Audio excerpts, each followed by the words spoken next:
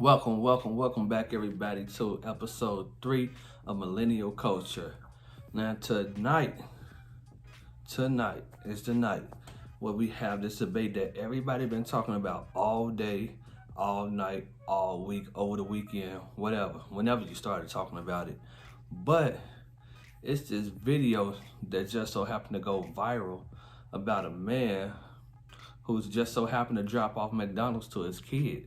And his baby mother just so happened to have 3 other kids that wasn't his responsibility. Basically, his kid called and told his dad that he was hungry, and the dad decided to bring him some McDonald's. So the man gets there with the McDonald's, and the woman just so happened to confront the man. And not only did she confront him, she recorded the whole thing. Now, my thing personally, if my kid called me and told me they were hungry, my first thought is going to be to bring my kids something to eat. I know people are going to disagree with some of the stuff I'm about to say, but I want to let you know this from a man's perspective. When our kid called us and we just so happen to have 1, even 2 kids by you, and you got a whole squad with somebody else or a couple of other guys, that's not our problem. It's really not.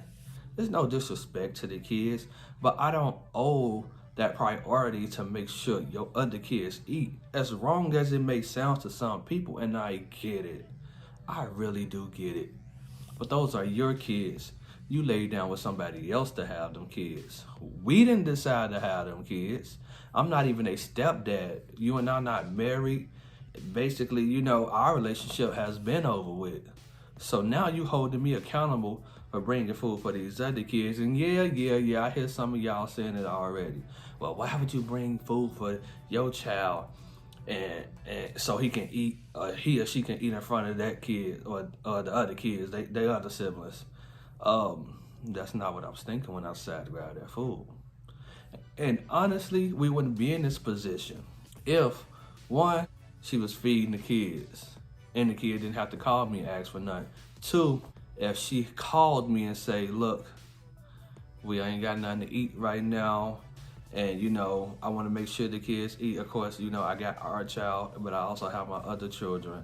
And with me having the kids, I don't want you to just bring something for him and not have something for the rest. Not saying that it's your responsibility, but I would appreciate if you brought something. Even if you offered to pay it back, which a man should never ask you to pay him back for feeding the kids, even if they don't belong to him.